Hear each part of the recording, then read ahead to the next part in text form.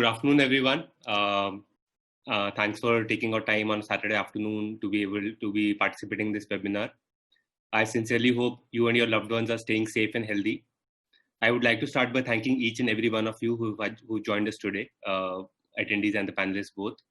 I'm Kapil Makhija, CEO of Unicommerce eSolutions, leading global e-commerce focused supply chain SaaS platform. Established 8 years ago, Unicommerce is now a market leader used by 10,000 plus registered customers across India, Middle East, and Southeast Asia, and processing close to 2 million transactions per day and an annualized GMV of $2.5 billion. We work with some of the biggest names in e-commerce and retail industry and have become the most preferred platform for e-retailers, as the platform can be seamlessly integrated with more than 100 partners across marketplaces, logistics providers, and ERP systems. And some of those partners have graced the occasion today with us in the webinar. Today's webinar is focused on e-commerce boom in SEA. We all know that COVID-19 has impacted almost every business across the globe, as the world has come to a little standstill and social distancing becoming an integral part of our daily lives. People are afraid of leaving home and now relying heavily on e-commerce for their shopping needs. COVID-19 has literally transformed the way businesses interact with consumers and is accelerating digital transformation.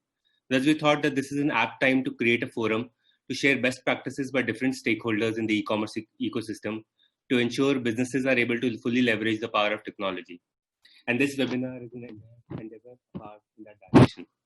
You'll be witnessing insights by the leadership of some of the biggest names in the e-commerce industry. We have 15 plus partners today from the likes of Shopify, Payoneer, Bukalapak, Zilongo, Power Commerce, Matahari, Shipper, Freshworks, Netcore, New Zealand Post, Deskera, ClickPost, Adyogi, and Seller App. And they'll be sharing their thoughts with you. Our motto has always been to simplify e-commerce, and we hope that the sessions today help lay a strong foundation for you to plan and grow your e-commerce business. Without taking much of your time, let's move ahead and begin our first session. I hope all of you have an insightful day today and learn from the industry pioneers who have gathered today. So our first session today is about building a successful D2C brand. Almost every brand today talks about being direct to consumer. And there is a big wave on about going on about doing a transition to being direct to consumer. And rightly so, we've seen in the developed geographies like the US that there has been a significant growth in the sales for direct to consumer brands, which are expected to almost double in the next couple of years. Southeast Asia is still catching the wave, but the region has been developing rapidly with rising incomes, shifting consumer tastes, and maturing infrastructure, all possibly culminating in a coming D2C boom. Southeast Asia region is seemingly at a point of mass consumer adoption ripe for D2C brands, and it looks to be doing so at a faster pace than the US or China, as e-commerce companies in the region are absorbing lessons from those markets. While the initial wave for these D2C brands was to target more affluent markets such as US or Europe, but now we are even seeing regional focus for some of these leading D2C brands such as Fabello or Sorabel, etc. These new age brands have identified a niche segment audience and have built their brand around innovative marketing campaigns, some of which we are anyway going to cover in the discussion today. And they've also coupled it with a robust supply chain so that they can have a seamless customer experience and hence are able to see a large growth. Thus, we thought it would be apt to have this as our first session topic. And today we have the privilege of hosting some very accomplished speakers who have experience working with many such leading brands, direct to consumer brands, albeit from different facets of the ecosystem. Without further ado, I would request all the panelists to introduce themselves before we start our discussion on the topic of building a successful direct-to-consumer brand. Just a reminder to the audience, please feel free to post your questions in the Q&A section, and we will be addressing them at the end of the session. It will be useful for us to have those questions in the Q&A section and not the chat section. So we look forward to hearing your questions, and we want it to be fairly engaging. So panelists, would be good if you can introduce yourself. We will start with you, Namra. If you could give your quick introduction about yourself. Thanks, Kapil. I hope all of you can hear me loud and clear. My name is Namra. I take care of market development for Shopify in Southeast Asia. Very excited to be here with all of you today, and I'll share a little about D2C, direct to consumer, and thank you so much for joining the call. Thanks, Namra. Vamsi, we could go with you next. Hi, thanks Kapil. I'm Vamsi Reddy, Country Manager for Deskera Indonesia. Deskera is here to support the small businesses in their journey to get to e-commerce. Right, we are an accounting, inventory management, and payroll software. And yeah, I'm excited to see how we can expose the small businesses in the D2C segment. Yeah. Thanks, Vamsi. Anshuk, if you could have your introduction, please. Thanks, Kapil. Hi, everyone. I'm Anshuk Aggarwal. I'm one of the co-founders of Adyogi. Adyogi is a marketing automation platform for e-commerce. We work with 100 plus brands in helping them scale via Facebook and Google ads. We are a Facebook and Google partner. Today, I'll be talking a little bit about how do you effectively set up your Facebook and Google campaigns to get high efficiency from them. Thanks, Anshuk. I guess we could go next with you. Hi, hello everyone. My name is Agus. I'm the VP of Engineering and Product at Shipper. So Shipper is a third-party logistic aggregator and fulfillment service. So Shipper work with a bunch of 3PL aggregator like JNA, JNT, Grab, Gojek, and Post Indonesia, and Wahana. So we can hopefully help the D2C business to fulfill all the fulfillment needs in one single platform. Thanks, Agus. Haran, if you could have your introduction, please. Sure, Kapil. Thank you. Hello, everyone. This is Haran Chale from Yellow Messenger. We are the world's leading conversational AI bots platform. Today, I'll be mostly focusing on how conversational AI as a technology has been helping brands go direct to consumer and enabling a seamless experience for them. Thank you everyone for joining, and I hope it will be a very insightful session. Thank you. Thanks everyone for the kind introductions. I am really excited about this session. So let's start.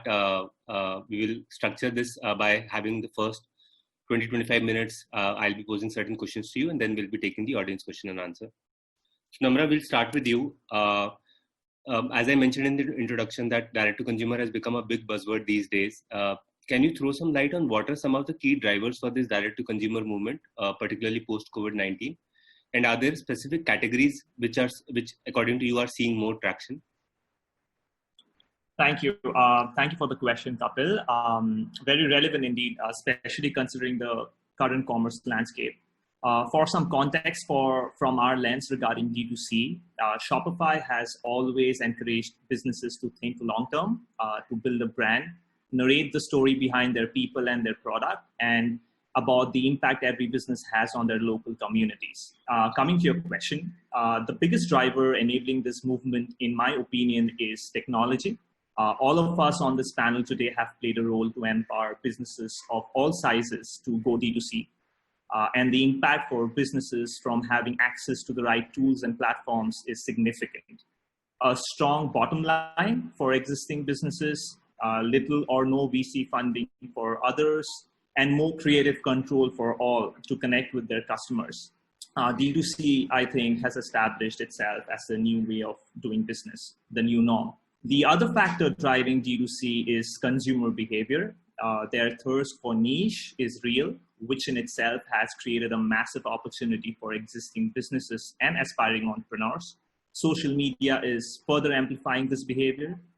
By going D2C, businesses have realized that the consumer impact it creates by offering affordability and letting customers connect with the product and the brand is of immense immediate and long-term value. For the second part of your question, Kapil, we haven't seen a big shift in established categories pre and during COVID, but a few things worth mentioning would be the fact that hyperlocal businesses are moving online, especially restaurants and groceries. We are noticing a trend where businesses are selling a lot of gift cards and novelty products, which I think is because it is now a way in which people are trying to offer support to each other during the crisis. A few other high growth categories include work from home related products and kitchen items, skincare, pet products, and exercise or workout related products. It is a wide range of verticals from across our global base of merchants, but very much including Southeast Asia. Okay, thanks, Namra. A related question to you, Vamsi. While there is a popular misconception that this direct-to-consumer movement is meant more for larger brands because they are kind of transitioning their supply chain. Do you see this happening across smaller merchants as well? As in, should they be thinking about setting up an e-commerce presence now? And if they do, should they choose to go with a marketplace or their own e-commerce website? Kapil, very apt question, right? And I think we have a lot more small businesses in Southeast Asia and in Indonesia. And I believe that it is even more important for them to get online and to be on the e-commerce bandwagon. And they've all had some exposure over the last 4 months because when their shops are closed, they've all were forced to change. And I think that's been the biggest digital transformation. So everyone used stopgap tools like using WhatsApp, sending their own numbers and all of that.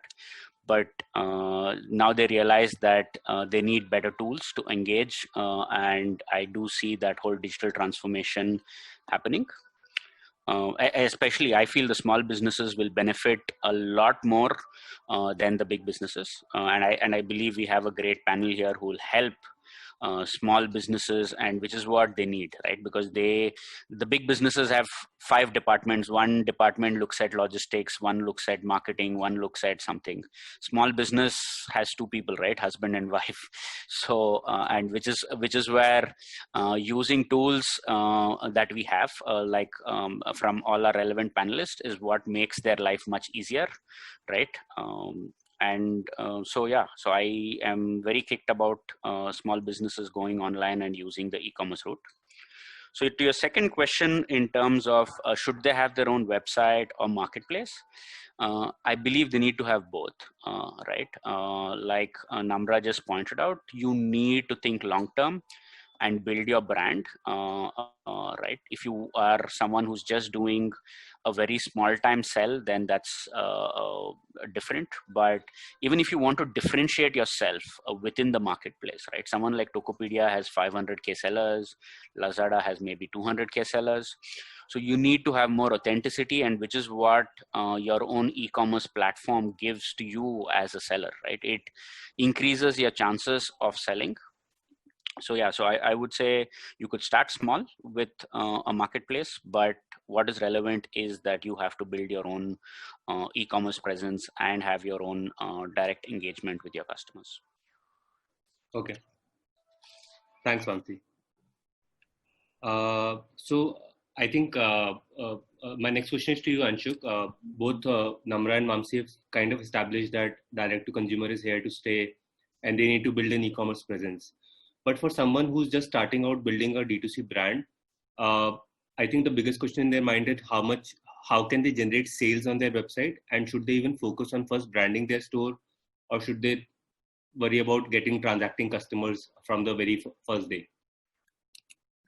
Absolutely, Kapil. I think for a DTC store today, getting traffic or getting sales on their website is one big worry. Now, a couple of points which I want all of our viewers to understand here, that if you're a new DTC brand, around 80 to 90% of your sales will come from paid ads. Now, I know we might think that organic is big, but starting up organic always starts slow. Okay. Over a period of time, organic might build up. Now, even within ads, there are a plethora of ad platforms, but 60 to 70% of your sales will still be driven by platforms like Facebook and Instagram. And so if you're starting your DTC brand, you have to, and you have limited resources, right? Like you said, husband and wife running a DTC brand. Right. So in that case, my recommendation would be focus on 1 or 2 big platforms, like maybe Facebook, Instagram, and even Google, and get your first 1,000 sales. Post that, I think you can think about the long tail platforms. Okay. Now, just add to that your question around branding. If you're an offline store, I know all of us do branding and awareness purely because we have a limited 5 kilometer, 10 kilometer encatchment area. As an online store, I think you need to slightly rethink the strategy. Your target customer most likely is going to be the entire country. In many cases, it could be the entire region or maybe even global, right? So if you think about branding or awareness, you might be spreading your budget too thin. And I'm thinking about that you might have a limited budget to start with. So my recommendation would be start with sale-driven campaigns. It sounds a little too optimistic that how do you get sales without really getting awareness? But when I say sale-driven campaigns, I'm talking about a specific feature in platforms like Facebook and Google, called as conversion optimization, which drives very relevant traffic on your website, which are most likely to purchase. So that's the kind of campaign I would recommend as a DTC brand which is starting up. Okay. Thanks, Anshuk. So August, my next question is to you. I think now a D2C brand, after having solved for the demand problem, the biggest problem that they face is logistics and fulfillment. And in fact, many direct-to-consumer brands that we interact with prefer to outsource their fulfillment and logistics. If you can throw some light on what are the key factors that a brand should consider while making the decision to outsource fulfillment and logistics, and what metrics should they be tracking to manage these operations well? Okay. Thank you, Kapil. So I think, yes, you're right. So to sort of, first, the hardest part is, of course, to get the sales running, right? And then after that is how to get to manage your inventory and delivery to make sure the product get into the customer quickly. I think the key factor in here is, I don't know if you ever work with the 3PL company, and then, you know, it's very hard to integrate with one 3PL and have good connection into one 3PL is already a challenge, right? And then sometimes your business, as you grow, you need like a couple different more 3PL, right? I think that's why I think recommended, like especially with logistic, right? I'll say like from the once you get the sales, even like really small sales, right? To answer your question, like 3 to 5 orders a day, and then you can start using online platform. Example like Shipper. In our company, we offer you we have a service for instant delivery, same-day delivery, express delivery, regular delivery, and cargo delivery. I think if your business small, I will suggest like you can start using our website, right?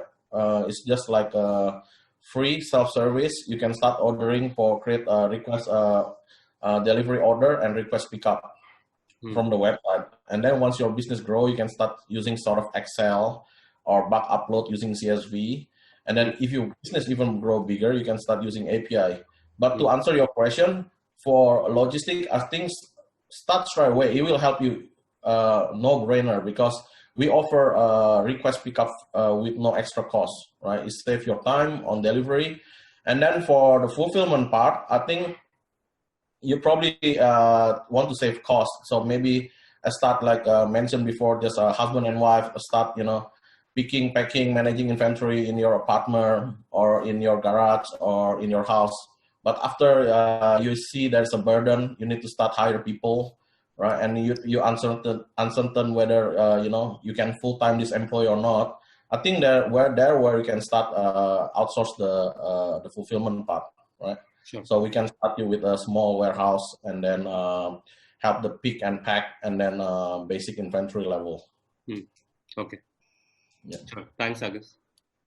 My next question is to you, Harin, that you mentioned that since you're in the conversational AI space, which is becoming a very hot topic these days, and helps brands connect with different consumers, which is largely to do with alternative channels of communication like WhatsApp, Google messaging, etc. What we want to understand is that these are fairly new channels for businesses, for any direct-to-consumer brand. So there isn't sufficient ecosystem available in terms of integration, talent, solutions, etc. Can you tell us, looking at your implementations, any themes or factors that have emerged that have led to those successful implementations and brands scaling these alternative channels for interacting with the consumers? And how can these particular technologies like WhatsApp, Google Business can help grow more traction for a D2C brand? Okay, that's a great question, Kapil. Thank you very much. I hope I'm properly audible. So I'll take the question in two ways, right? One is the technology aspect, and one is the interaction part, right? So if you see, as on date, we have close to 3 billion users across the world who are very active on messaging, right? And at least 50% of them are daily active users, right? So it is very evident that the customer traction is more on the social media or the channels, right? Now let's see the brand perspective, right? So for any brand sales funnel, awareness is important, right? That's most important. Yeah. Now assume there is a specific user, a customer who comes and searches a brand online, right? And then the traditional way is he goes through multiple URLs, links, and etc. Right? Mm-hmm. What if one search on Google can lead the customer to a messaging scenario of that specific brand, right, and what he starts to converse, right? And as we just spoke the numbers and facts, what if brands start being available on channels like Facebook, right? Somebody searches for the brand on Facebook and the brand is there.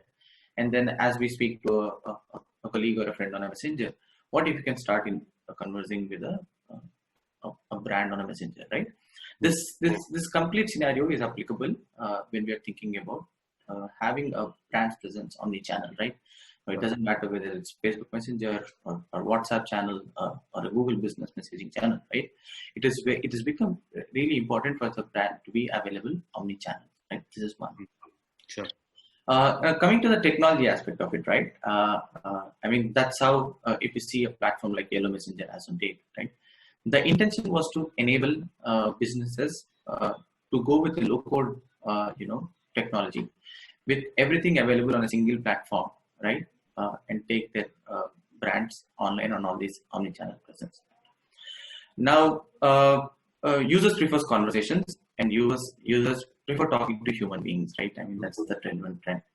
Now, what if a technology can lead businesses to build a human-like virtual agent who can talk the terminology of the industry, which is e-commerce, and who can talk about their business, present product catalogs of this business from the inventory management, and make sure that the way the consumer is conversing, he converses in the same lines and direction, and make sure the sale is happening seamlessly, right?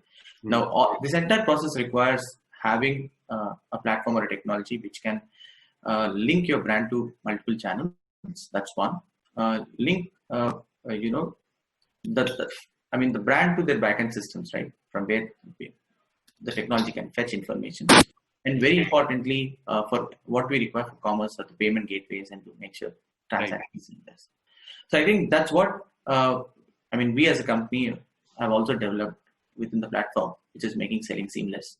Sure. Just to agree with the co-panelists, the way they said the traction comes for the brand, right? And then everything is there.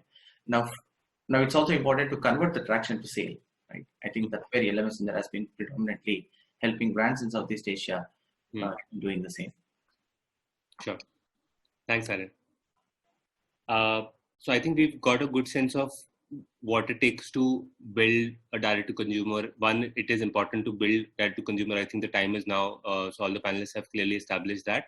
And how to solve for challenges of growing sales, getting traffic, outsourcing logistics and fulfillment.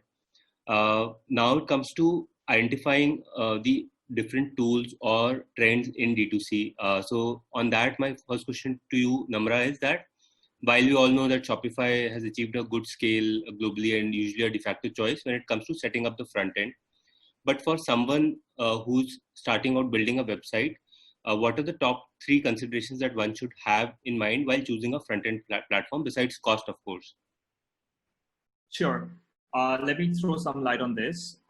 When we started out, we thought the do-it-yourself, DIY model would work seamlessly, but we soon realized that having the support of local web developers and designers to help our merchants across the globe would be a critical piece to ensuring success for every business on Shopify. So I'll speak from this learning curve that we've been through to highlight the key things to consider the right platform. First of all, the ease of use is of prime importance. The platform should let businesses make minor changes in terms of design, inventory updates, run promo offers, refer to analytics in real time. And it doesn't end there. Brands keen to sell across multiple channels should consider omni-channel capabilities of a platform, like integrations with Instagram, Facebook Shop, global or regional marketplaces, and the list goes on and on. Ideally, the platform should also let businesses integrate with your existing systems or other relevant third-party plugins. Like all co-panelists here, could be a potential plugin to a Shopify platform, and I think we already are at multiple levels. Some apps are private, some apps are public. So basically, a platform that lets you future-proof your business will offer this approach. Second, I would like to bundle 3 points of consideration here. So security, scalability, and reliability. Your data, meaning the merchant's data, and your customer's data, meaning the buyer's data, should be secure. And that should be a basic expectation from any business using a platform such as Shopify. Let me explain scalability with an example. If you run a flash sales event, the platform should be able to cater to that increase in traffic effortlessly. And reliability is basically the uptime of the platform being used. And I think Shopify does amazingly well in these 3 parameters. Finally, support. I think it is an important factor for any business to consider when they choose the platform. So a platform that offers you world-class support should be a preferred choice. And it is not direct support from the platform. I want to go back to my first point of the criticality of local partner ecosystems from which businesses can derive so much value out of. So in a nutshell, ease of use, security, scalability, reliability, and a world-class support would be my picks to choose the right platform. Sure. Thanks, Namra. My next question to you, Vamsi, particularly on the business processes. We know that SMEs have been majorly impacted during this COVID-19 crisis. For business processes, for managing their business processes like HR, accounting, etc., are you seeing any changes being adopted by SMEs to move these processes on the cloud? And are these SMEs expected to recover sooner if they start migrating to cloud now, particularly as they move, setting up a direct-to-consumer brand, having these processes on the cloud? Does it have any advantages for them? Good question, Kapil. Yeah, so we have seen that a lot of the business processes, and traditionally when it comes to accounting and HR, have all been on-premise, and that has forced some of the HR managers to either take their desktops home or come into offices just to do their payroll runs and so, right? And which has led to a lot of customers now exploring cloud solutions, because they realize that they would need to access from wherever they are. So the big advantage for SMEs is when they're in a cloud solution, they can connect to from anywhere they are. So we see that big push, while the cloud adoption is still much lower than the on-premise adoption, but the trend is changing, and a lot of SMEs find that it's better that they don't have to install anything. They just go browser based, and everything is plug and play. And the other big advantage is that there are so many solutions coming, and if SME ends up using an on-premise, he's not able to be up to date with the latest technology, right? Whether it is Shopify or payment gateway or any of the other solutions, you're not able to be up to date if your warehousing solution is on premise, if your HR is on premise, your accounting is on premise, right? So which is where going to a cloud allows you to be up to date with technology, and you can use the latest in technology to move ahead, right? So we do see a big shift in terms of cloud adoption, especially in the business process management, accounting, warehousing, payroll, all of these. Sure. Thanks, Vamsi. Anshuk, my next question is for you, that online sales have always been notorious about discounting, and particularly in the time now when the consumers are also getting more value conscious post COVID-19. Do you feel that the brands still should be continuing to discount to gain more traction? And what kind of discount should they be prepared for when they're selling on their own website? Right, Kapil. So the common mindset, I know that online is all about discounting, and that is something which a lot of DTC brands also worry about. Now, I'll give you an example of a brand we work with. Maybe, let's say, for example, you are selling in the apparel space. And of course, these principles are applicable across all industries. And if you're selling something like a red dress, right? Now, one common way you will be getting relevant people to your website is using a Facebook or an Instagram ad. Right? Now, imagine you're showing an ad of a red dress on Facebook, and one of your potential customer clicks on the ad and lands on your website. And I'm assuming you're also showing the price on the ad, let's say $100. Right? Now, this customer, once it lands on your website, two things happen. Okay, number one, when they scroll down, they don't see any competing brands. Right? They are not seeing 5 other brands which are offering the same red dress at a lower price. So unlike a marketplace, this audience is a very captive audience for you. Okay? Right. The second point also is even if they want to search this red dress, let's say on a platform like a marketplace like an Amazon, the chances of them finding the same red dress is very less, because I'm assuming you're selling a unique brand under your own brand, unique product, right? Yeah. So the user has only two options. One, either buy at the price which you are offering, or just drop the product, right? And in many cases, we have seen that the brands we work with choose to not discount their products. They actually sell at a premium price at their DTC website, and they're still able to get a good scale of, let's say, 100,000 customers in the first 12 months of their existence. Sure. Right? I'll just add one more point. I think you also said that in case they choose to discount, how to discount. Okay. There my point would be that a lot of times I've seen customers offering discounts if you buy 2 products or buy 3 products. In online, that may not be the right strategy, purely because you're incentivizing the user to like pick a product, add product to cart, then go back again pick a product, and then add product to cart, right? So you're increasing the journey to your eventual purchase. So discounting on multiple SKUs is not a great idea in case you choose to do discounting. What might really help is you can create bundles and discount it so that the journey to purchase is much shorter. Sure. Thanks, Anshuk. August, my next question is to you. While we've talked about how a brand can choose a platform, grow sales, offer the right messaging to the consumers, as well as move their processes. So all of this again solves for the demand front. But during COVID-19, we saw e-commerce recover to a great deal, and it led to an increased demand for e-commerce, and which potentially resulted in supply challenges, due to maybe spikes due to Ramadan, sales season coming in, and many of these were first-time users for e-commerce, and hence they were even more apprehensive about their delayed deliveries. What were some of the steps or technological innovations that you've seen logistics players take to reduce the uncertainty on fulfillment and delivery times?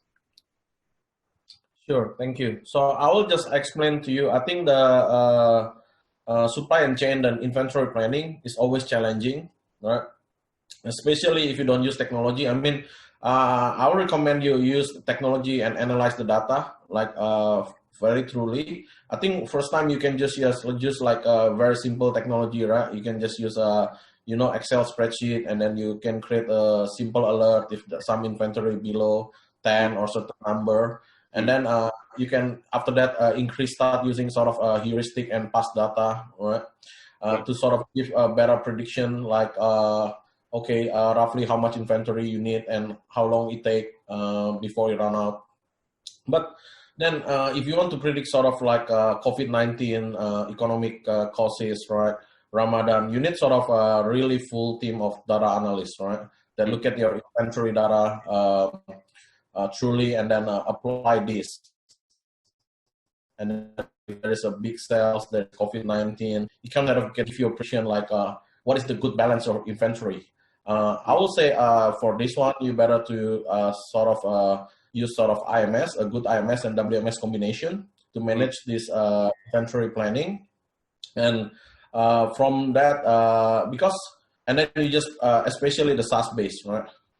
Subscription based, you just pay a fraction of almost extra cost if you use outsourced fulfillment centers. Right.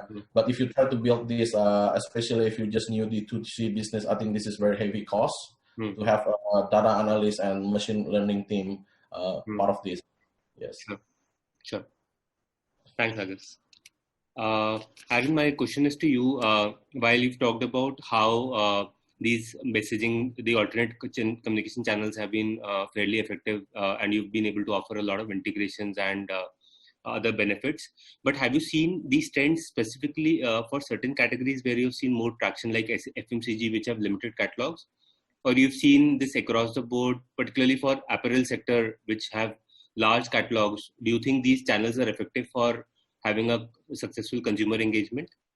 Indeed, yes, Kapil. So fortunate that we have a live implementation as well on which we can speak about. So they're one of the topmost brands of Sure. fast-moving consumer goods in Indonesia. Enabled direct to consumer channel, but they wanted to start with a channel where there was more visual content, right? I mean, if you messaging channels do support visual content, few don't, right? Sure. Now that is such as cards, carousels, and all these things, because when you're talking about an apparel product, it is very important for them to be available, right, visual. So they started by being on one of these channels, right? Facebook Messenger per se, right? Then they saw a large amount, because there is a typical trend of apparel and all these trending e-com industries on Facebook media and Facebook and Instagram, right? Where people, there is Gen X and Y, Gen Z audience who come search for the same, and they saw a lot of traction there. They have enabled the same assistant which could cover the entire product catalog of the apparel brand, what best suits which generation of audience, and then they've seen immense growth.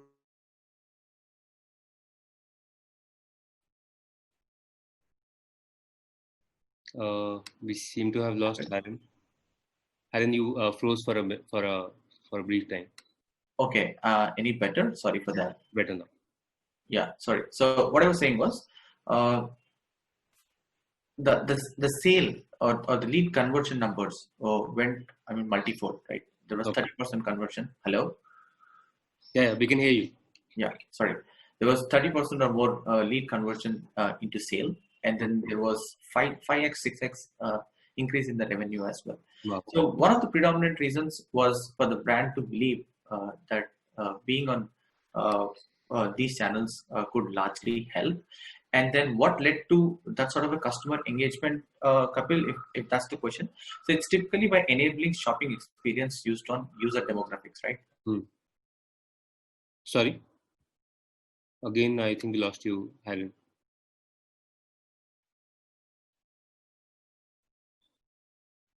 Is it a problem just for me, or are you able to hear Haran right now? No, I think it's Haran's side is the issue. Yeah, he's frozen. Okay.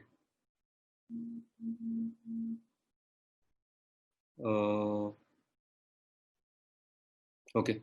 So maybe in the interest of time, we are actually getting a lot of questions from the audience. So Haran, I would request, in case once you're back, maybe you can respond to this on the chat for the benefit of everyone, and we can go ahead and taking the questions from the audience. So actually, we've got varied questions now from the audience. The most common is, I think, people are saying that there's one question, and this is a sentiment that we've heard from many others as well, that they've built certain good traction on the marketplaces. There are brands like those, and now they're thinking about investing in the website. So both Namra and Anshuk, you can answer this. Do you think this is a good time for them to be doing that, or should they be content by just having marketplace presence and getting good sales from there? So that's the question from Anand, I think, if I'm not wrong. I think, Anshuk, I'll just add a very short note, actually, because you are the expert on this subject. But in terms of observation, since the beginning of this year, the ad spends, which I honestly thought had dropped as well, is actually the exact opposite. So brands are spending more, and there are new D2C players coming in on board because there's an opportunity online and spending even further. So the overall spend is on the rise, and I think this is absolutely the right time for all businesses to kind of look at this opportunity. But yeah, for the fine print, for the nuances, I think Anshuk, please take it forward. Absolutely, Namra. Totally on board what you just mentioned. I'll add 2 points to it. During the COVID, what we saw, Kapil, was the cost of ads on platforms like Facebook and Google actually dropped by as high as 70 to 80%, which means in the months of April, May, June, while the lockdown was in place in most countries of the world, people were able to reach their target audience at a 70% discount. Okay. One more factor we saw, when the lockdown started opening in many countries, the conversion rate on the website shot up. Okay. And the reason that happened is because people didn't have an option to go to mall to pick up their stuff. So online became their default platform of choice. Right. So a lot of people, on an average, when we see conversion rates of 2%, post lockdown, we saw conversion rates of 3 to 4%. So the brands we worked with actually had double benefit. They were reaching out to people at a lower cost, and even the people who came to their website were converting at a higher rate. So they actually got better efficiencies than what they were getting pre-lockdown. Okay, understood. There's another question. This is for you, Haran. I hope your audio is fine now. Yeah, I think it's good. Yeah. Okay, great. So this is about customer service. So I think the question is, with a messaging platform like Yellow Messenger, do you have a functionality for the customer service officer to help the consumer troubleshoot with order placing and payment disputes? And how do you ensure sensitive info like credit card info is kept confidential from abuse by potential abuse? Okay, I think that's a great question, right? I think the predominant market, apart from enabling the sales part of it, is 70 to 80% is what we are consumer retention and consumer problem focused, right? So what the trend we have observed is that manually most of the tickets were getting solved, right? If you take any industry in general, right? But with the elements that are coming into place and with native NLPs in place, right? And the bots conversing in the language of the end customer's choice, the automation numbers went multifold. And I think as on date, for every brand we have been working with, within a month or a couple of months' time, we have seen 85 or close to 90+% of the tickets getting resolved with the bot itself, right? And then this is enabled by the entire platform portfolio, right? Whether it's the NLP engine or the way the bot is trained with that industry-specific utterances or with the usual consumer behavior, all this help together in building this human-like virtual assistant, which just replaces the human and ensures all the tier 1, tier 2, and tier 3 problems as well, which includes the transaction aspects, are solved. Coming to the second question, right? I mean, keeping e-commerce also into picture and keeping critical and sensitive industries like banking and insurance as well in mind, the platform security is built such a way where the platform has the flexibility to not only be hosted on our cloud or the cloud which the platform is on, can also be deployed on their own premise or the customer's on-premise hardware systems or their personal cloud instance as well, where the content need not pass through any of the elements in the servers. But yes, if it is deployed on our cloud as well, the security systems like message masking, right, where the entire message after the user UI is passed and then it hits the backend systems and come back. In that entire journey, the messages are masked, right? And technologies like data purging, right, are constantly done at a platform level, which makes sure that none of the data is stored at TLMS in the servers, right? And makes the entire transaction of payment, because we integrate with different payment gateways as well, right? Like say to Mitrans, right? And then that payment gateway securities are also already tapped along with a partner, sure, which just makes the entire transaction seamless. Sure. Thanks, Aaron. Next question is for you, Agus. There's a specific question, like somebody is in the organic grocery domain, and they see that the logistics cost is very high if they sell through their own website as compared to when they do it through a marketplace. While they mentioned the Indian marketplace, but I would assume it's the same for Southeast Asian marketplaces as well. Is there a way to optimize the logistics cost while selling from their own website so that they can keep the unit economics positive for themselves? Yes. So obviously, I think it's good to find like this is for logistic part, right? To find like a couple 3PL, or if you find a 3PL aggregator, I think that's the best. So then they can give a recommendation, right? Depend on your SLA and depend on normally is on the price and then how long it take, right? Is there like regular delivery or express delivery? Is it 2-day shipping, right? And then from there, I think customer can choose which one is suit for them the best. normally we can use recommendation, or if they have a specific brand they trust or something, they can choose that as well. And then this should bring the cost of the logistic is much cheaper. Okay. Thanks. Yeah, is that on the, he's just asking on the logistic part or the inventory as well? The question was for logistics. Okay. It was mainly for logistics cost. Thanks so much for the answer. Yeah. Okay.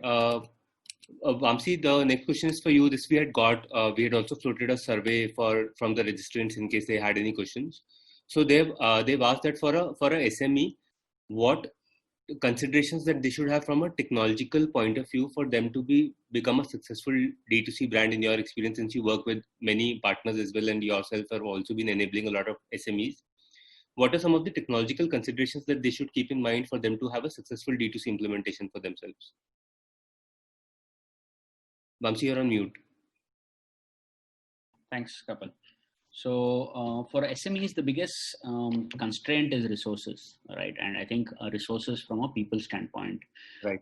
They don't have the luxury of having many people to get the implementation done. I think many people think it is price, but it's actually price is not their biggest challenge. Their biggest challenge is time and resources, right? So for an SME to consider, I think most of the choices are going by word of mouth, because then they know that a similar SME his problem has been solved. So word of mouth predominantly has been a big driver. Second is stability, right, and quality of service, right? I think because what is happening is I think everyone are if you peel the onion and you add all the service layer, everyone end up being priced roughly the same, right? But I think what an SME would need to do while going D2C is to choose the platform which is scalable, right. Choose the platform which takes a very doesn't take too much of the time in terms of implementation. And and then from there on, it's about making sure that he's there across Facebook, Instagram, Google, his direct channels, and even available on chat and the other areas. Sure. Yeah. Thanks so much, Vamsi. My next question is to you. Again, Agus is for you. There has been, like we discussed, there has been a significant disruption to logistics and fulfillment with the restriction on global or local movement of goods. So what can the brands do to come over this disruption? Are there, particularly for global shipments, given there is a lot of push for localization, are you seeing any innovation or anything that the brands are doing to overcome those challenges in the supply chain? Yes, I think a lot of technology now competing, and then they're providing sort of this SaaS based, right? I think the main key is your inventory, supply chain, and then it's combined as well with the logistic. So normally they should be able to give input your history data and how fast your supply chain, how much how fast your factory can supply data per day or per month, per weeks. And then you should be able to sort of can give you a good prediction, like how long it take for the delivery to end customers, right? And then you're supposed to have a good balance of inventory, right? Not overstock, not below stock. And then so I think the main key is about your data, but I think it's very expensive to build your own data team, right? I wouldn't recommend you to build your own data team, but try to use outsource the fulfillment center or find inventory management system, cloud-based, SaaS-based, that can help you in that part. But if you can outsource the whole fulfillment logistic, then I think that's the best, because it's probably cheaper to certain scale until you're really big. Then it makes sense to build your own. Sure. Kapil, if I might just add a little to this, I'll take a minute. So from our lens, overall, I think the shipping corridors haven't taken a big hit. The volumes have been pretty much consistent throughout. Okay. For domestic, yes, there has been a lot of variation because each country has reacted differently to the pandemic, and obviously it's hit different countries at different points of time. But Okay. cross-border commerce overall hasn't seen a big dip. And I think one simple thing that businesses have been effectively been able to do to ensure cash flow is pre-orders. So at least for existing businesses, they are doing a lot of pre-orders with their local merchants, local loyal buyers, I should say. And that has worked a lot for businesses. So, I mean, this could be a long discussion, but yeah, that's one of the very simple sort of action items, I think, for businesses who could try as a tactic. Sure. Thanks, Namra. Anshuk, the next question is for you. There's a question around B2B e-commerce. So while what you described may hold true more for B2C, or do you think what are the strategies that you have described for generating sales, do they hold true for B2B e-commerce as well? And the next question is are there any specific tools that they can use to make email marketing very effective for them? I see that now it has been answered, but I think for the benefit of the audience, it will be useful to take this up. Absolutely. So I know a lot of us think that Facebook is a very effective channel for B2C, but may not be for B2B. I have 2 points to add there. Some of the B2B brands we work with, they still get majority sales from a platform like Facebook and Instagram. More from Facebook, less from Instagram actually, because Facebook has an audience of 30 to 45 years old, which are more suited for a B2B business. Second is, when you're targeting on Facebook, there are certain interest groups which can help you identify businesses. Like, for example, they have something called a small business owners, okay? Or they have something called Facebook page admins. So people who own a Facebook page are more likely to be a business, right? Sure. So some of these filters can be used to narrow down your audience. As a B2B, the second thing is also that the decision cycles are slightly longer. So you would definitely want to run something called a remarketing campaign. So people who have come to your website in the last 60 days or last 90 days but haven't purchased, you might want to remarket them on Facebook. So these would be the 2 key differences, but Facebook still remains the dominant channel for B2B as well. Sure. Thanks, Anshuk. Namra, there's another question for you. So while it has been answered to an extent, but I think there was one specific aspect that wasn't answered. Is that while there are a lot of reading material available for getting sales, and both you and Anshuk have given a lot of insights on what businesses can do to get customers for the first time.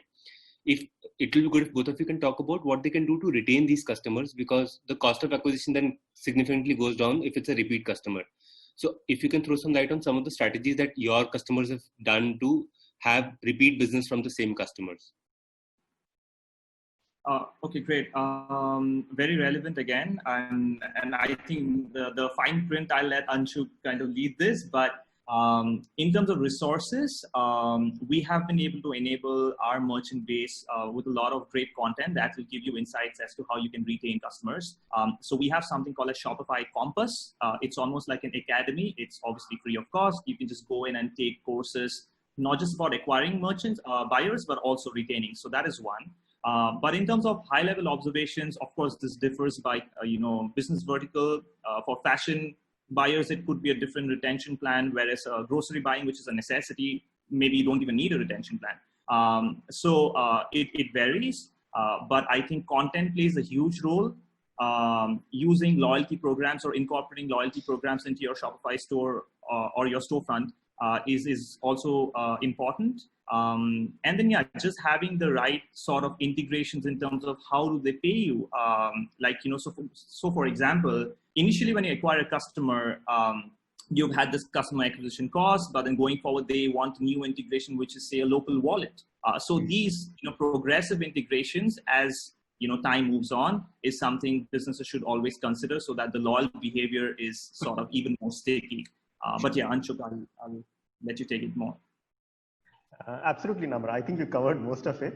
I think depending on the industry, it varies. If you are a consumer product company, then you essentially want to maintain a good customer experience so that they keep coming back and purchase with you again and again. If you are in the industry like an apparel, one strategy which we have seen some of our brands do is whenever a new collection is launched, they run that collection specifically for their existing customers first. So you can run it on either platform like Facebook or Google, or you can also do an email campaign around it. So email is also a very effective strategy for existing customers. Facebook is actually very suited for acquisitions, but existing customers, it may not be the best suited platform. So keep showing new inventory to your existing customers at a predefined duration, which can help you bring them back. Sure. Thanks, Anshuk. Vamsi, my next question is to you. While there was this clear need established for digitizing these SMEs, are you, and we also talked about how the local supply chains have kind of been disrupted, and there is a strong push towards hyper-local, particularly for D2C brands. And smaller SMEs who used to depend on distributors for their fulfillment are probably now thinking that can my distributors only dispatch to the consumers, given that the supply chain has been disrupted. Are you seeing a push, particularly in these smaller businesses or Kirana stores to be specific, or like the grocery stores to be specific, a push towards digitization and moving towards hyperlocal in the ASEAN region or Southeast Asia region? Yeah, I think, thanks, Kapil. So, yes, and it has been, I think it has been disrupted in many ways on the whole hyperlocal. One, Indonesia having 17,000 islands, there were gaps even from the start, right? It was the reach to every small Kirana store or every small SME was not the same, right? So which is where availability of the product also during COVID was a big challenge, wherein not all distributors had access to all of the SKUs or inventory. So all of this has led to some of these SMEs procuring via multiple channels to fulfill whatever demand and need they've had. And then they continue to use platforms to service from food to grocery delivery. We've had people bulk buying for complexes, and so which is where you've had a local grocery store taking orders from all the apartments in an apartment complex and then servicing all of them, right? Because hygiene was another challenge.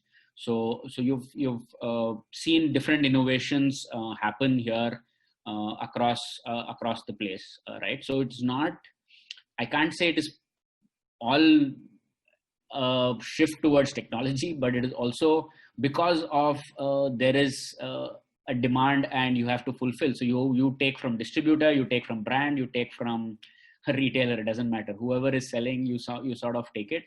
And then, yeah, you were trying to service your customers on that. Sure. Thanks, Vamsi. Actually, a related question to you, August, that hyperlocal, there is a big strain on logistics. The logistics needs to be redefined for hyperlocal operations for a D2C brand. What recommendations do you have from a logistics standpoint for a D2C brand to take care of hyperlocal logistics? August, this question is for you. For hyperlocal logistics, what considerations should a D2C brand have to make sure it doesn't spoil the customer experience? For D2C brand for hyperlocal. Yeah. Okay. I think I just want to understand what it exactly mean by this hyperlocal brand. Like, so they are like Vamsi pointed out that through distributor or a brand, now the fulfillment is happening from the nearest distributor to the consumer, rather than from a central warehouse that a D2C brand pre-COVID was doing.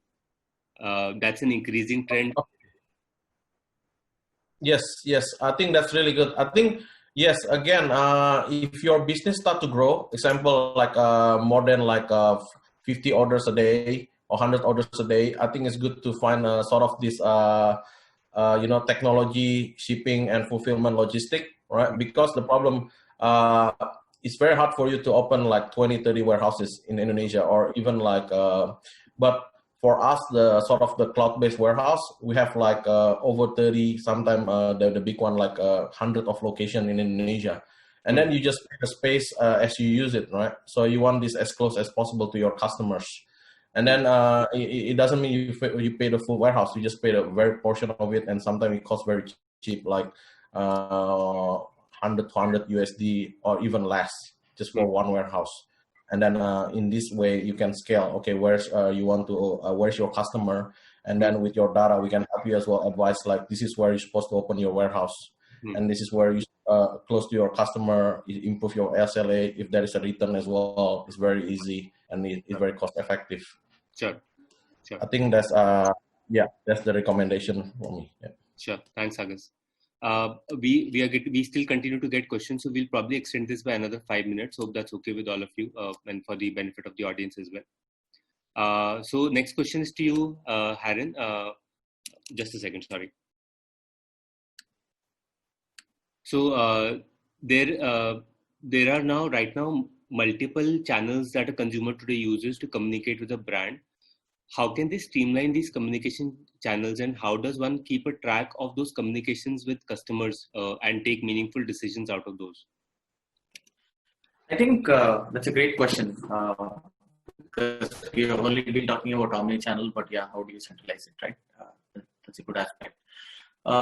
So when you have single technology platforms, right? I mean, that's what end of automation looks like, right? A single brand automation is powering that brand, and then there are inputs coming from multiple sources, right?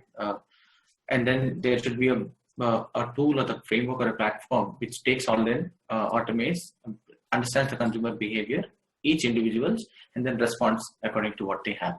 Now that's the reason these virtual assistants or this intelligent chat assistants come into picture, right? No, this is only one chat assistant of a brand, which is consumer facing, but replicates in this present on other channels. So whether a query or a sale coming from a Facebook Messenger or a Google messaging or WhatsApp, WeChat, Line, Zalo, all these channels within Southeast Asia, it is all getting routed to one single platform or an assistant, which is the bot of the specific, right? Now what the brand is capable of doing is, it is capable of understanding the trend and has the mindset to capture the historical data. So that next time, whenever there is a repeat user coming in, right? So suppose there is supply chain we are talking about. Somebody has come, bought you vegetables or fruits or something, right? And then the next time he comes, the bot has the capability to greet him personally, saying, hey, we see that you typically use these specific services from our end. Would you like to do the same thing, right? So the bot is the single intelligence source, right? And the channels are the direction in which it is available to the consumers. So the brands can be rest assured and be happy enough that all this data is getting accumulated to this intelligence source, which is creating multiple permutation and combinations of this data, and will be serving back the consumers with the same understanding. Sure. Thanks, Aaron. Next question is to you, Namra. The question is about there's a company who have a B2B e-commerce for beauty products. They have a presence in Java Island with many suppliers across ASEAN regions, and they are running under commission type model dropshipping. So should they think about launching a marketplace rather than just having an e-commerce store? And what should be the considerations for a D2C website to transition to a marketplace? That's the larger question. I think I'll take the latter half of the question first. So in terms of choosing a storefront, a D2C storefront versus a marketplace, I think both actually complement each other. So if you are a business with certain products which are in a niche category, maybe the storefront works better for you, while mass products or at a sort of lower price point, marketplaces would work better for you. So I think you should experiment both and they should coexist. But purely for drop shipping, I think, and this is not just for this use case, but I think overall, we have tons of apps on our app store that you can explore to source products from various parts of the world and deliver to, again, various parts of the world. If you want to enable your suppliers to have supplier accounts on Shopify and then kind of transition your Shopify storefront to almost like a marketplace model, even that is possible through applications. So I think you should look to do that because it will automate most of what you want to do, what you're already doing, but maybe haven't automated yet. And yeah, but of course, happy to take further questions and dive into it. Maybe I'll just leave an email ID on chat. Sure. Anshuk, from your implementations, have you been faced with this question by the brand, and how have you gone about solving this? Yes, Kapil. So one key thing which we have realized, I think Namra really mentioned it well, that if you have a lower priced inventory, then marketplace works really well. And if you have, let's say, niche products with higher price, then website works well. The reason being, on Facebook, you pay for the traffic, and on marketplaces, you pay cut-off sale. Okay. So typically that's the segmentation we have also seen. From a dropshipping perspective, my suggestion would be that if the margin is on the lower side, let's say 5 to 10%, and the AOVs are smaller, average order values, then profitability might be a concern. So either you have a bigger margin or you have a higher priced product, then I think independent website, a Shopify one, would make a lot of sense. Sure. Thanks. Vamsi, there is a question that has just come in, which is about the shopping malls or the shopping complexes. Are we seeing them also jumping on the e-commerce bandwagon and helping the retailers, small retailers, which are part of the shopping complex, and how are they going about solving the logistics or demand generation for their kind of setup? So the malls have started and have also been exploring in the past, right? I think they've started doing their own loyalty programs, redemption within the malls in terms of coupons, right? And malls have had to turn around because they were the hardest hit, right? Malls were asked to close and now they're opening. But I think it also depends, right? So if I have to talk about Indonesia as a segment, what a lot of malls have seen is their F&B tenants have grown. Okay. So currently today, most malls have, which used to have 30% of F&B, now have close to 50% F&B, right? Okay. But they continue to explore multiple channels, whether it is Zomato, Chope, Crave, whatever, to get traffic, to partner with. They also do an omni experience in terms of, because see, the malls still know that that people will come back, right? And they know that people who are visiting the malls are within a 2 to 3 kilometer radius. So they are trying to make sure that they're able to address that, give their tenants that additional ease of use, access to these members who are already part of these malls, and try and see how they can service them. But I would say that's an opportunity still. No one has really solved for it completely. Sure. In terms of how you can give a seamless experience and mall being the gatekeeper. It's still to be solved. But sure, everyone's trying their own bit in terms of offering WhatsApps to their grocery stores and so and so. Sure. Thanks, Vamsi. I'll be taking two questions at max now. So the audience, you can continue to post questions, and we can maybe take these offline with you. So Namra, the next question is probably for the Namra. You can take it, or even others can weigh in. That this region has largely been COD, right? There is very limited penetration of the credit card or PayPal or any of the cashless payment penetration. So have you seen in trend any innovations that D2C brands are adopting to increase this adoption and asking or nudging consumers to pay more through the cashless means? Yeah, sure. I'll of course let others weigh in, but from our experience in Southeast Asia, wallets are picking up a lot. Like for example, in Vietnam, you have Momo, and then Gcash in the Philippines. So, the wallet space is picking up. So I'm in touch with all existing integrations with payment service providers who are also working with us to enable, accepting wallet payments. And I think there is a significant shift in terms of D2C merchants now, instead of COD or cash, it's these wallet modes of payments that we are seeing in terms of an uptake. Anyone else? Yeah, I would like to add their number. I think, so typically, if you look at even historically, credit card transactions weren't very high, even with the marketplaces as such, right? So wallets surely have picked up, and bank transfers. So the banks are also making it easier in terms of doing these virtual transfers. At least I'm talking more specific to Indonesia, where bank transfer is still a predominant way of doing it. And most of the payment gateways today are well integrated, and the banks themselves are trying to integrate with marketplaces, have their own mobile banking solutions to integrate. So I would say credit card and PayPal is a very small segment. Going through the bank transfers, again, cash on delivery is a negligible segment, something which hasn't been used largely. Some of the marketplaces have used, but very much for the small ticket items. These are not available for the larger. And the other is lending. So as much as you would think it's just payment, I think what I am seeing as a trend is a lot of the P2P lending being partnered. Because if you'd say Indonesia as such, there's payday sales. So that means a person so he might not have enough till the payday comes. So a lot of merchants such as Credivo and Akulaku and all Modalku, all of these have partnered with to make it easy, right, for your marketplace to have a credit facility as well. And I highly recommend that in terms of you can choose whoever it is, whoever will provide better service, but because that's something that you would want, that users can take credit to buy your service and not just rely on what they have. Sure. Harren, the next question is for you. How do the conversational AI tools actually can help in the automation process for a business? Sure. I think we have been discussing around the same, but this time I'll put the point very straight.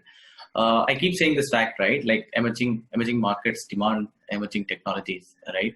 So when we started working in the ASEAN region, we have seen that it's okay if you help with a guided bot or a guided bot portfolio, which can just help with product recommendation, and then route people to the legacy channels of website or mobile apps to make the purchase.